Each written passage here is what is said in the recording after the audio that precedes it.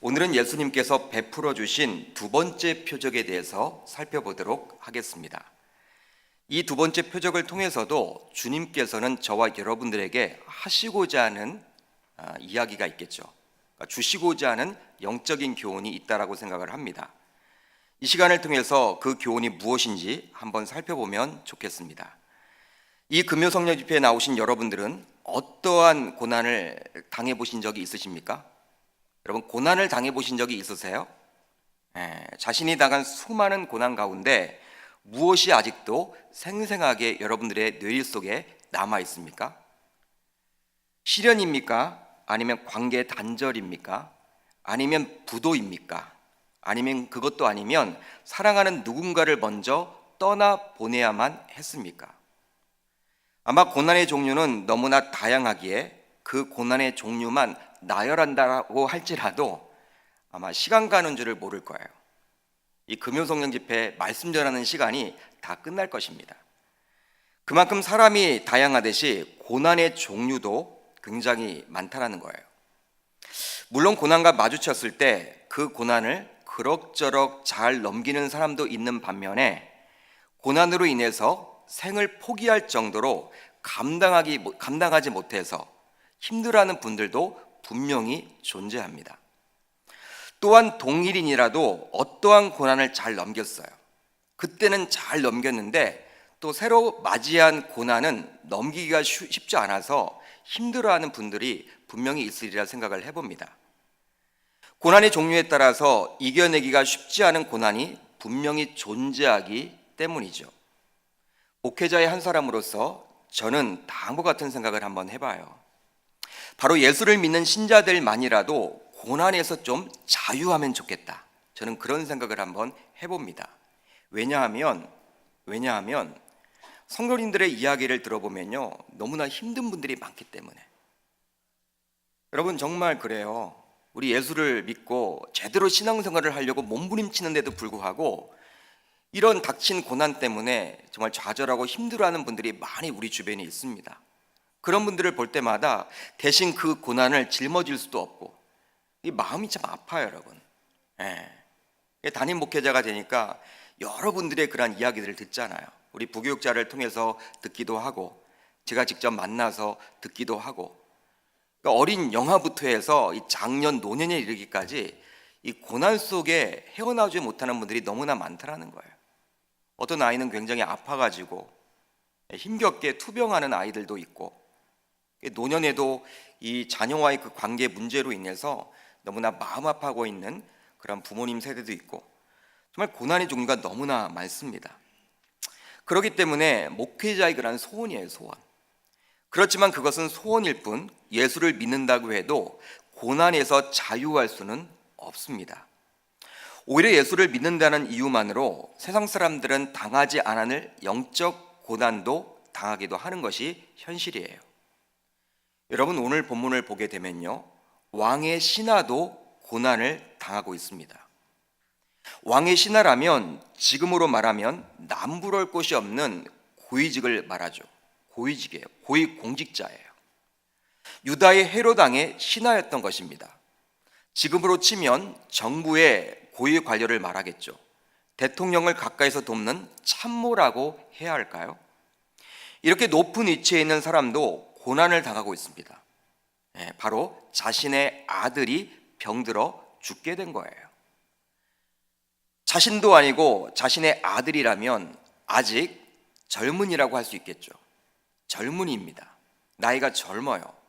젊은이임에도 불구하고 사망의 권세가 드리워지게 된 거예요. 죽음이 임박하게 된 것이죠. 여러분, 오늘 본문을 보게 되면 무슨 병에 걸려 있는지에 대해서는 잘 기록이 되어 있지 않아요. 그렇지만 우리가 이렇게 쭉 읽어보게 되면요, 열기가 내렸다라는 구절을 통해서 알 수 있듯이 열병임을 알 수 있습니다. 원인도 모르게 열이 난 거예요. 여러분, 왕의 신하라고 하면요, 이제 돈도 있고 권력도 있고 명예도 있는 사람이기 때문에 아마 해볼 건 다 해봤을 거예요. 노력을 해봤겠죠. 용하다라는 의원은 다 찾아가 봤을 것이고 잘 고친다라는 병원은 다 찾아가 보았을 것입니다. 왜냐하면 왕의 신하로서 쉽게 예수를 찾아올 수는 없기 때문이죠. 여러분, 예수를 쉽게 찾아올 수는 없어요. 찾아올 수는 없는 것이 여러분 그 당시 현실이었습니다. 그러니까 해볼 건 다 해봤지만 안 되니까 예수를 찾아왔음을 생각해 볼 수 있는 것이죠. 여러분, 요한복음 3장을 보십시오. 3장을 보시면 바리새인 중에 한 사람으로서 유대인의 지도자였던 니고데모는 궁금증을 가지고 예수를 찾아오는데 언제 찾아왔다고 나와 있습니까? 요한복음 3장을 쭉 읽어보십시오. 언제 찾아왔다고 나와 있어요? 밤에 찾아왔다라고 분명히 성경에 기록되어 있습니다. 여러분, 성경은 밤에 찾아왔다라고 이야기를 하고 있어요. 낮에 찾아오건 밤에 찾아오건 그것이 뭐가 중요하겠습니까? 그러니까 찾아왔다라는 것이 중요한데 분명히 유일하게 이 니고데모에 관련돼서는 그러니까 다른 사람이 여러분 언제 찾아왔다 그런 내용 없거든요. 근데 니고데모에 관련돼서는 밤에 찾아왔다라고 이야기를 해주고 있어요. 밤이라는 표현이 나와 있습니다. 여러분, 밤이라는 표현을 통해서 바로 남의 눈을 피해서 예수를 찾아왔음을 보여주기 위함이에요.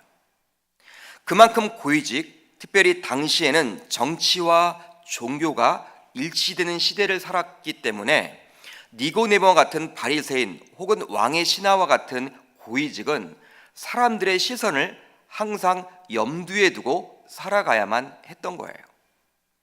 사람들은 고위직이 누구를 만나고 다니는지 주목하기 때문입니다. 여러분, 지금도 그렇죠. 언론에서도 고위직 혹은 사회 지도층에 있는 사람들이 누구를 만나고 누구와 밥을 먹고 누구와 차를 마시는지 굉장히 관심이 많아요. 여러분들이 고위직이 안 된 것을 감사히 여기십시오. 여러분, 우린 자유가 있잖아요. 누구를 만나든지. 여러분, 고위직에 올라가면요 언론이 따라다니는 거예요. 기자들이 항상. 대통령 옆에는 여러분 기자들이 항상 수십 명의 기자들이 따라다니잖아요. 어디 대통령만 그렇습니까? 장차관들, 여러분 각 부서의 임직원들, 기업의 여러분들, 대기업의 임원들 다 따라다녀요. 자유가 없는 것이죠. 당시 여러분 유대 사회 속에서 예수는 아웃사이더였어요.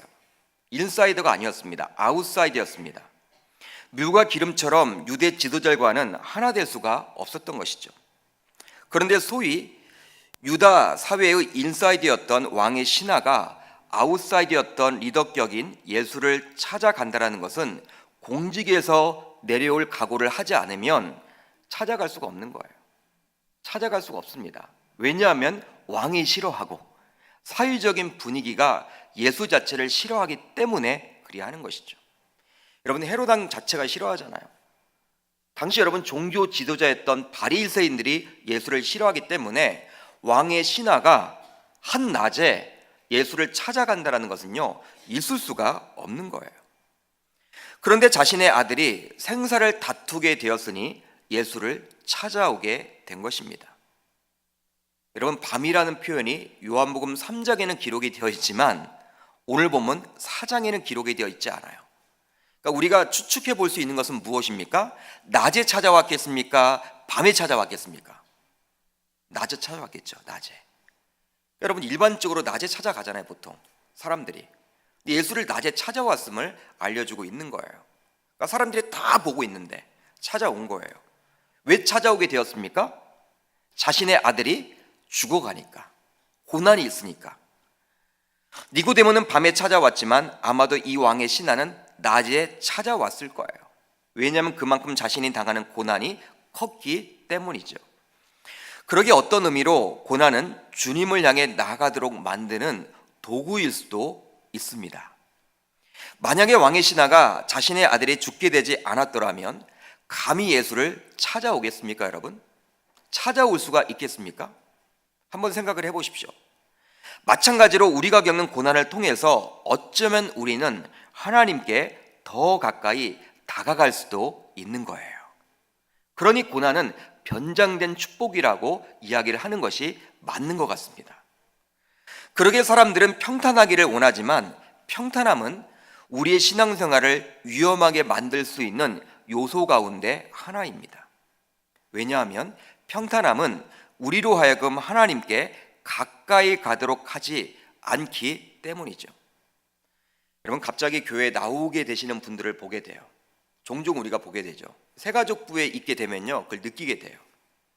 말은 하지 못하지만 문제가 없는 분들은 아무도 없습니다. 교회를 떠났던 분들 가운데서도 심심치 않게 교회를 오시는 분들이 있거든요. 근데 그분들과 대화를 해보면요, 문제가 있는 거예요. 문제가. 그러니까 말은 하지 않아도 어떤 문제를 겪었던 분들이더라고요. 예를 들어서 건강에 적신호가 켜졌거나 부부간에 문제가 생겼거나 혹은 자녀 문제로 힘들어 등등등 고난 속에서 교회를 찾게 되는 거예요.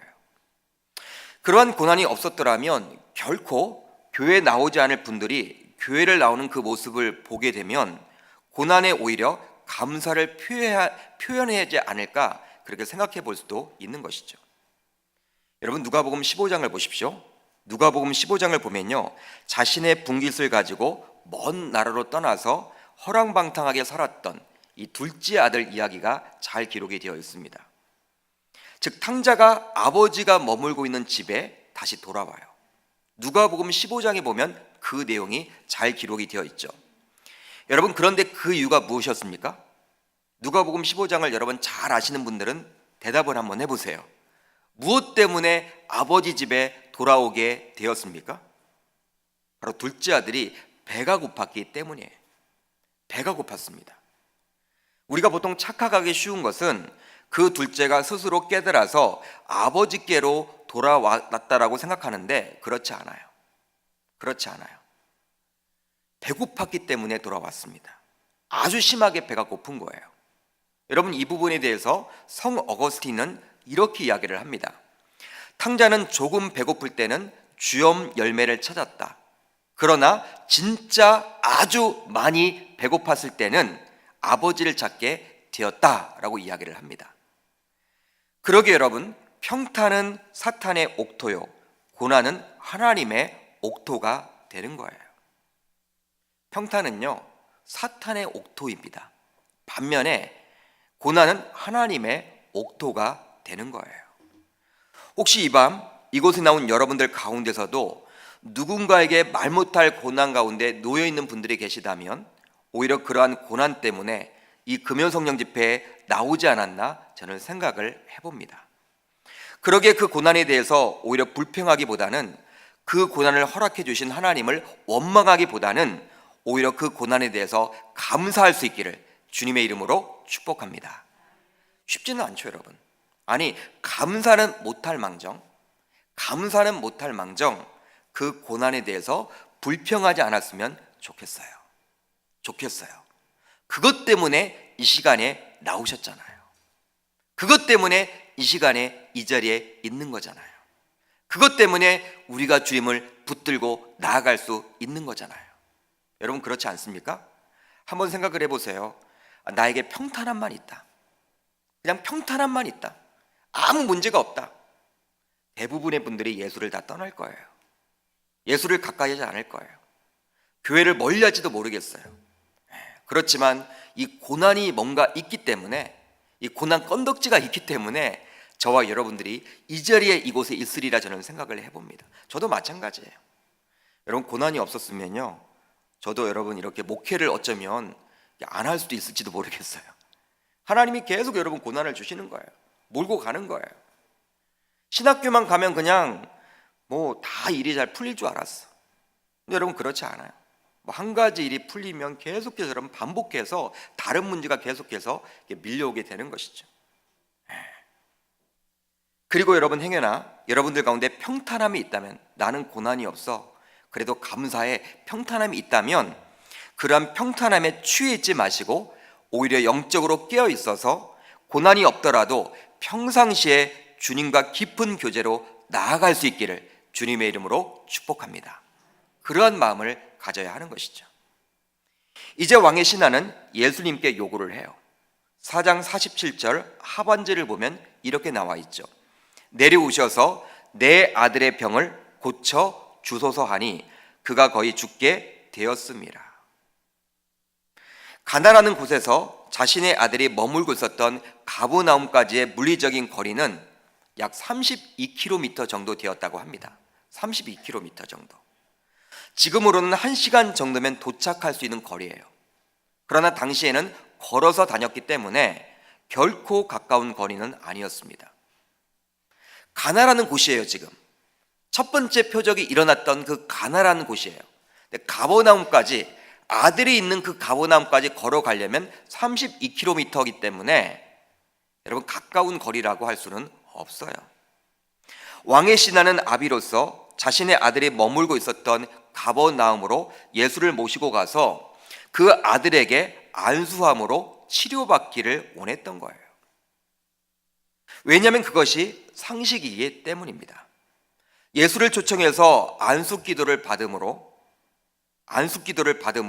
치료받는 것이 당시 사람들의 생각이었습니다. 여러분 지금도 마찬가지죠. 그냥 전화로 기왕이면 기도받기보다는 자신의 집에 꼭 초청해서 기도받기를 원하는 분들이 많이 있어요. 지금도 여러분 그것이 상식이죠. 목회자에게 여러분 어떤 수술을 앞두고 기도받기를 원하는 것이 다 성도님들의 마음 아닙니까? 당시에도 마찬가지였어요.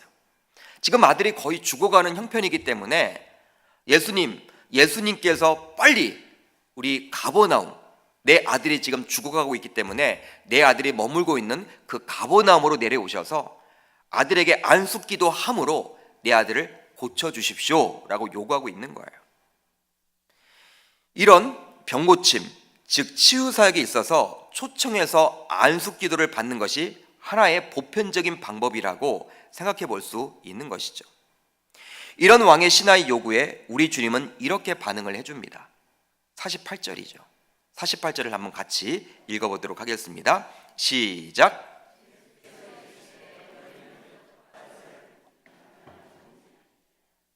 아멘. 너희는 표적과 기사를 보지 못하면 도무지 믿지 아니하리라. 우리 주님의 말씀이에요. 자신의 아들의 죽음 앞에서 마음 졸이고 있는 왕의 신하의 조급함을 마치 모르는 척 하는 거예요. 예수님께서 지금 동문서답을 해주고 있습니다. 내려오셔서 안수기도 해주셔서 내 아들을 살려주십시오 라고 이야기한 이 왕의 신하의 그 물음에 우리 주님은 동문서답을 해주고 있어요. 마치 모른 척. 이런 예수의 반응에 왕의 신하가 포기하지 않고 다시 한번 예수께 매달려요.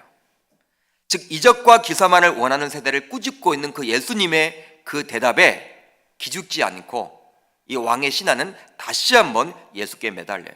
그 부분이 바로 49절이죠. 신하가 이르되 주여 내 아이가 죽기 전에 내려오소서. 여기에 여러분 호칭이 어떻게 나와 있습니까? 호칭이 어떻게 나와 있어요? 주여. 그런데 이 호칭은요, 우리가 알고 있는 주님이란 뜻이 아니에요. 그냥 선생님이란 뜻입니다. 선생님, 주인이요, 나의 주인이요, 그런 뜻이에요. 그러니까 주님이란 뜻은 아니에요. 존칭의 표현이죠. 지금 왕의 신하는 아직 예수가 누구인지에 대해서 정확하게 모르고 있는 거예요. 알지 못한 상태였어요. 그런데 왕의 신하는 자신의 생각과 방식을 굽히지 않습니다. 아들이 죽기 전에 가버나움에 내려오셔서 안수기도 함으로 아들을 치료해 달라는 아비의 마음을 담아서 예수께 다시 한번 요청을 해드리고 있는 거예요. 여러분, 이 구절을 통해서 우리는 고난을 당했을 때 어떻게 우리가 반응해야 되는지 알 수가 있는 거예요. 바로 포기하지 말고 주님께 매달려야 하는 것입니다. 기도 응답을 받는 비법이 있어요. 비법이 있습니다, 여러분. 기도 응답을 받는 비법은 무엇이냐면 다른 게 아니에요. 바로 응답받을 때까지 기도하는 것입니다. 응답받을 때까지 기도하는 거예요. 여러분, 기도는 노동이에요. 기도는 훈련이에요. 쉽지가 않아요. 여러분, 사람들이 왜 응답을 받지 못합니까? 기도는 다 하거든요. 기독교 신자치고 여러분 기도 부정하거나 기도를 강조하지 않은 신자가 어디 있겠습니까? 다 합니다. 새가족들도 기도가 중요함을 알아요. 그렇지만 왜 응답을 받지 못해요? 중간에 포기를 해버려요.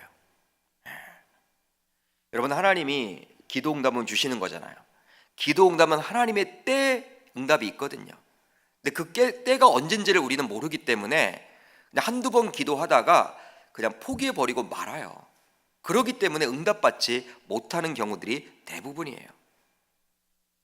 마치 누가복음 18장에 나오는 끈질긴 과부의 비유에 나오는 과부처럼 우리는 기도할 때 응답을 받을 수 있는 것입니다. 여러분, 누가복음 18장을 보십시오. 여러분, 과부는요, 재판장을 그렇게 따라다니면서 재판장의 마음을 움직이거든요. 재판장이 귀찮아할 정도까지도 따라다니는 거예요. 집에 갈 때도 따라다니고, 어디 친구 만날 때도 따라다니고, 어디서 산에 갈 때도 따라다니고. 나중에 여러분, 재판장이 어떻게 이야기를 합니까? 귀찮아서 내가 하나님도 무시하고 사람들도 무시하는 사람이지만 이 과부의 응답은 내가 들어줘야 하겠다. 과부의 한은 내가 풀어줘야 하겠다. 왜? 내가 귀찮으니까. 여러분, 그렇게 이야기를 하고 있거든요. 우리 주님의 여러분 비유의 말씀이에요. 여러분, 우리는 보통 고난을 당해 기도하면서도 간절함이 없습니다. 간절함은 포기하지 않고 기도하는 것으로 드러나는데 그 간절함이 없어요. 한두 번 기도하다가 안 되면 그냥 포기해버려요. 그러나 오늘 본문에 나타난 왕의 신하는 달랐죠. 한 번 주님에게 요구를 했지만 주님이 동문서답을 하고 있음에도 불구하고 그는 두 번째 요구를 하고 있다는 사실이에요.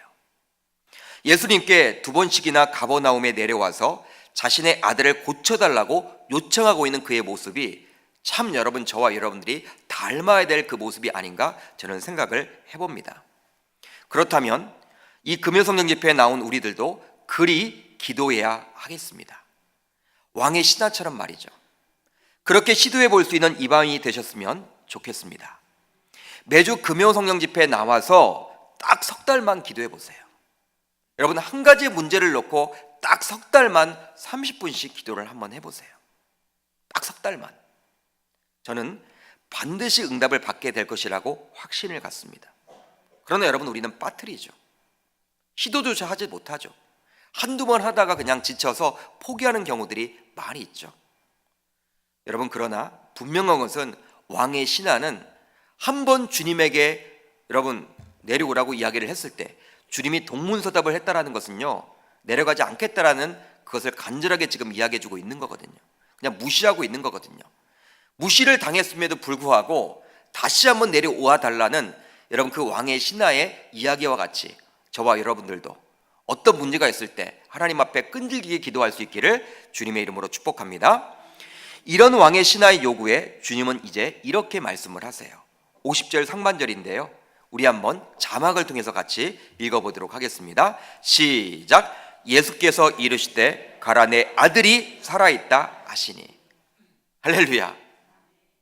가라, 내 아들이 살아있다. 내 아들이 살아있다. 여러분, 원어를 보게 되면 내 아들이 살아날 것이다, 그런 뜻이에요. 미래형이에요. 미래형. 내 아들이 살아날 것이다. 살아날 것이다. 오히려 예수는 왕의 신하에게 아들이 살아날 것이라고 선포를 합니다. 그러니 가라고 이야기를 하죠. 자신을 초청했지만 자신은 가버나움으로 내려가지 않겠다라는 거예요. 이미 고침 받았으니 너 혼자 가라고 이야기를 하고 있어요. 여러분, 보통 이런 말씀을 들으면 어떻게 사람들이 반응을 하겠습니까? 여러분들이 왕의 신하라면 어떻게 반응을 하시겠습니까? 여러분, 대부분의 사람들은 아마도 믿지 못하고 돌아가지도 않았을 거예요. 않을 거예요.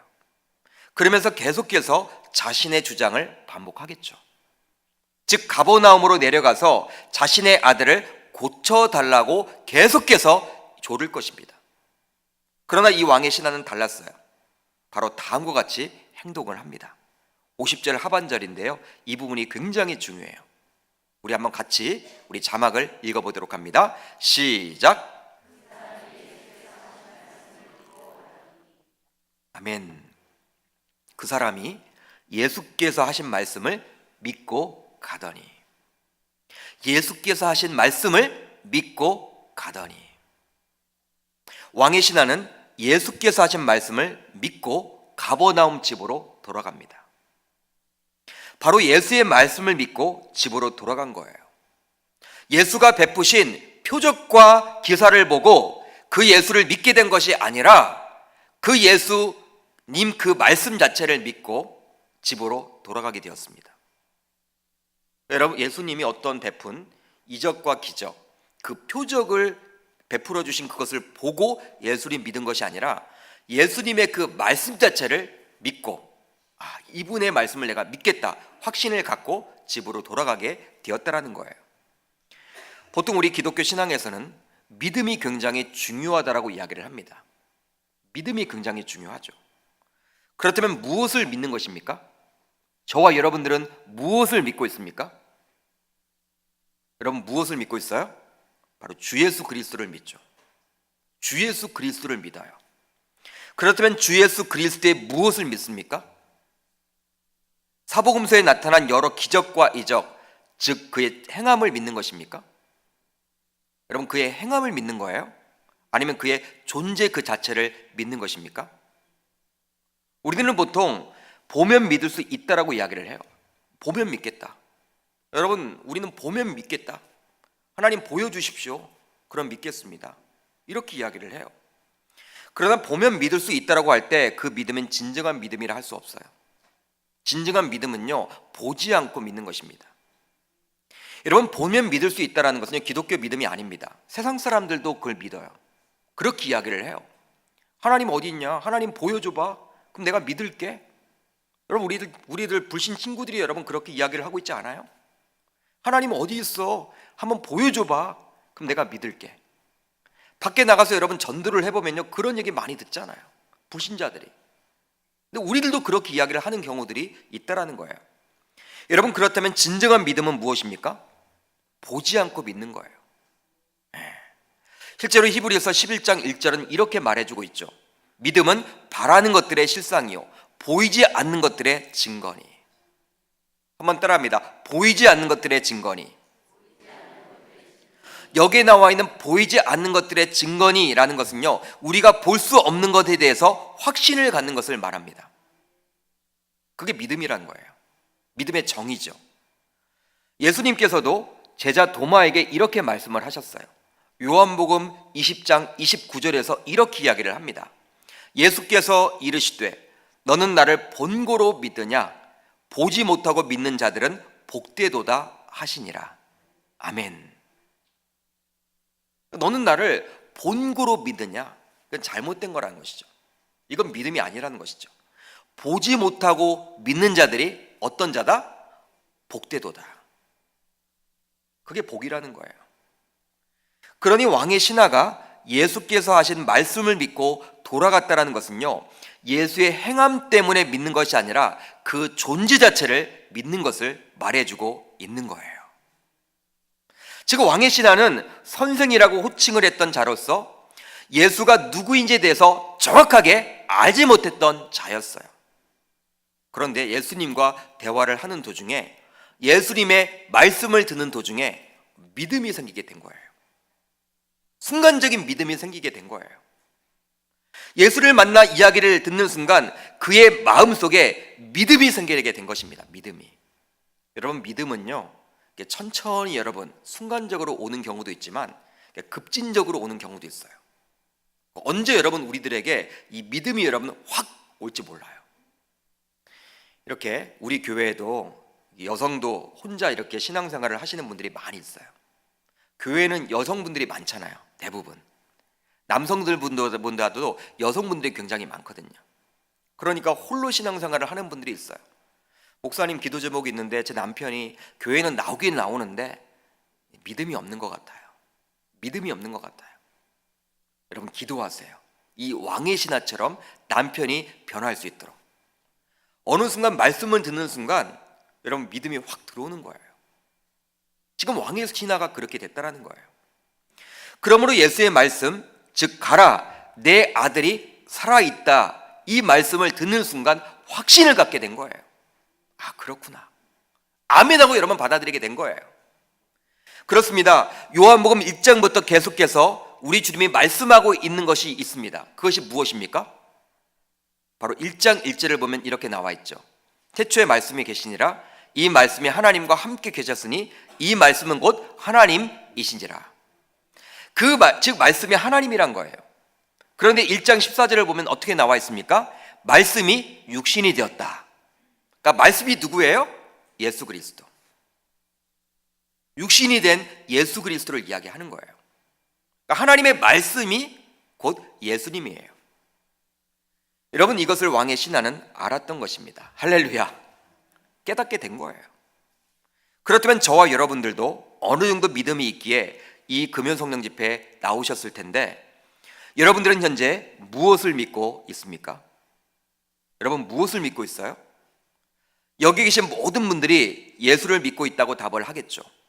그렇다면 그 예수를 믿는 데 있어서 무엇 때문에 그 예수를 믿는 것입니까? 예수가 베푸신 표적과 기사 때문입니까? 아니면 주님의 말씀 때문입니까? 여러분, 말씀 때문에 주님이 믿어지십니까? 아니면 표적과 기사 때문에 주님이 믿어지십니까? 지금도 어떤 성도들은요, 자꾸 표적과 기사만을 보고 믿으려는 분들이 있어요. 그러게 그런 분들은 자꾸 신비적인 것들을 추구하죠. 은사주의를 추구합니다. 병고침, 치유사역, 귀신을 내어 쫓음, 여러분 이가 막 금리로 바뀌고, 이런 것들을 추구해요. 여러분 실질적으로 여러분, 이게 여러분 신사도 운동이죠. 신사도 운동이에요. 여러분 근처에 있는 교회들, 이단이라고 이야기하는 교회들이 다 그런 것들을 추구합니다. 사이비, 한마디로 여러분 신사도주의예요.